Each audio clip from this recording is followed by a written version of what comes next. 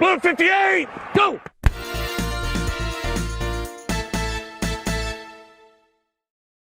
Welcome, everybody, to another segment of Utter Nonsense. I'm Jose. And I'm G Money. So today we're going to talk about fantasy football. We're going to start off with some draft strategies. So, G Money, do you have a draft strategy and how do you implement it? My draft strategy is all up here. It's just best available player mixed with need. Those are my two. And that's just kind of that.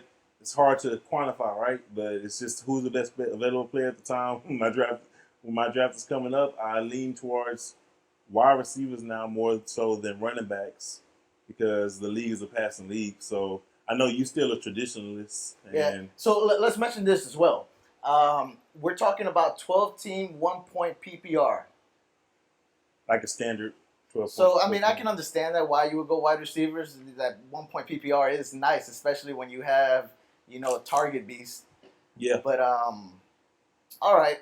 So, I would take... What's your strategy? I'll take best available player if it's in the first half of that first round. Okay? So, usually what I'm looking at is I'm looking at the top QBs, right? So, in my opinion, top QB will be, you're talking about high offensive teams, and I'll see if I can pull one of those wide receivers at the end of the first round, and then match it up with their quarterback in the second round to get that double points. Yeah. So and that's killer game in every single week. So I'm talking about like the Drew Brees, Thomas. I'm talking about like the Devontae Adams, Aaron Rodgers. So wait. That's utter nonsense. Wait, you picking a quarterback second round? Like I've done it before. If I have those late rounds. Now, let me say this though. I have gone last year. I had 11th pick, and I went Odell Beckham and Devontae Adams. You saw my draft strategy is what he did. To be honest with you, because I change it up depending this dude on what's happening. never drafts wide receivers in the first rounds. Like you don't do it. I've seen you go like to 6th round with no wide receiver. Well, because there's so many wide receivers now. Year before, as a matter of fact, you went like all the way through with no wide receivers. I think I took like 5 running backs to start off the draft, but I do believe there's a lot of good wide receivers. Even the second string wide receivers on a lot of teams will get you enough points to fill that gap of not taking a wide receiver in the first 3 rounds. But if there are no running backs that you're really feeling excited about, I do think taking the top wide receiver there, or even top tight end now in some of these offenses, the tight end is the main focus, would be smart. I mean, traditionally, getting back to like the strategies, traditionally you always have taken running backs, first pick, first round. You want to try to get the running back. Unless you were second half of the first round, then you started. Now I think that's kind of flip-flopped. I think wide receivers, your big targets, the guys that, especially in the PPR league, Antonio Brown getting 10 catches a game, like when he was in Pittsburgh. And we're going to talk about him later on.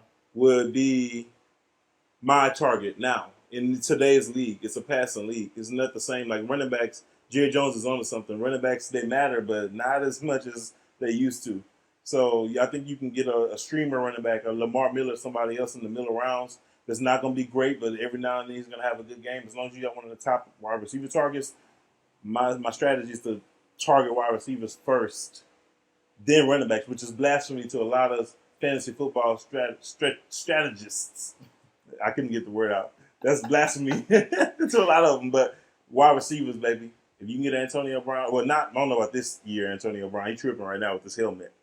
Well, and traditionally speaking, let me just mention this right now. I usually finish ahead of where he finishes in most leagues. Last year, exception, he won his league. I got second place, but almost every other league we play, I always finish on top. So you might want to listen to my strategy a little bit more. But all right, let's get back to this. So I like to start trends in drafts, right? I don't like to be the follower because at that point you're getting stuck with the leftovers. Follow me last year though. Yeah, but you're getting stuck with the leftovers, right? Yeah. So if you see in the first round, you end up with the 11th pick, and you have 7 running backs come off in the first 11 picks, you're ending up with like a number 8 running back when you could take a top wide receiver, a top tight end, or top QB and throw everything off. And usually what I end up seeing... Don't do the QB. what I end up seeing though, there's always a few people that take QBs in the first 2 rounds. What I end up seeing when I do that, it starts a trend, and everybody starts taking QBs. Or if you take that top tight end, those other two, high tight ends start coming off. It just happens. Everybody likes to follow. That's true. And when that happens, you have to pay attention. Speaking of piggybacking off of that, when you see somebody will normally take a quarterback or a tight end, and you'll see a run on just tight ends. Don't just, unless you're at the beginning of that run and the person starting it, do not join in at the end of it, because now you just missed out on the top position, like what he just said.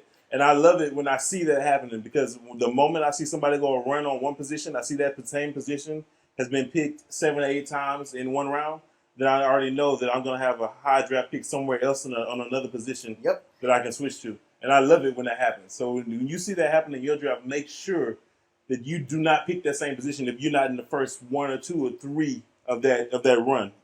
So, which leads me to my next point that I'm making. When you do see that trend happening, a lot of times I'll see, okay, I can get a middle tier running back or a top wide receiver, top QB, or top tight end.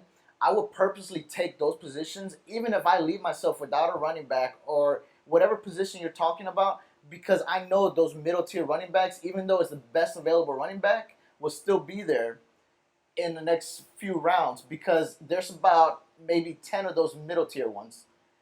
And you can still afford to take your next 2 rounds with the top available picks and still come back and get that running back or a similar running back that you were going to do in the 3rd round in about the 5th round. So speaking of tiers, let's move on to your top tiers. Well, there's one of the top round we're talking about. Defenses and kickers. What about it? Wait till the end. That's the draft strategy on that. Most people. But I will tell you this. If you pay attention, the top defenses in the league, if you're playing a league with defenses and special teams, can make or break you that week. And I'm saying, if you're taking a defense like a Chicago, and it's still available there in the 8th or 9th round, and you're unsure about some middle tier players, I start that trend. I automatically take that defense. Even though I know it's a few rounds early, I'd rather have that top defense there that's getting me 10 points more than any other defense, and it's a consistent 10 points, especially if they're playing in a division where you have a lot of quarterbacks that like to air the ball out, or rookie quarterbacks, or a team that has no running back. I love taking those defenses. Now, I know a lot of people's strategy is just to play the waiver wire, play free agency week to week. Now, if you have the time to do that, that is good. That's what you should do. Yes. But if you're like me, have a full-time job, have a family, and you don't have time to do that week to week, you want to make sure that your team is set up from the draft. And that's one of my strategies as well. Like 8th, 9th round, I go kicker and defense. Take the top kicker, top defense. Now, if it's already taken, waiver wire, people. If it's already taken, you can't do much about that. But just a little bit of advice: if you haven't tried that, maybe in one of your lower money leagues, try that strategy. See how it works out for you. If you have a free league that you play, but it's competitive, try the strategy. See how it works out. Try it out, and it's not that this strategy is going to work in whatever league you're playing, because everybody's different, But I'm telling you, proven success, every year I come out with money. I have not lost money in any year. And this is a strategy I don't know if he lost money or not, but he's a pretty decent player. I mean, I'll give him his props. I'm better, but he's okay. You can listen to some of the stuff he's saying. Utter nonsense.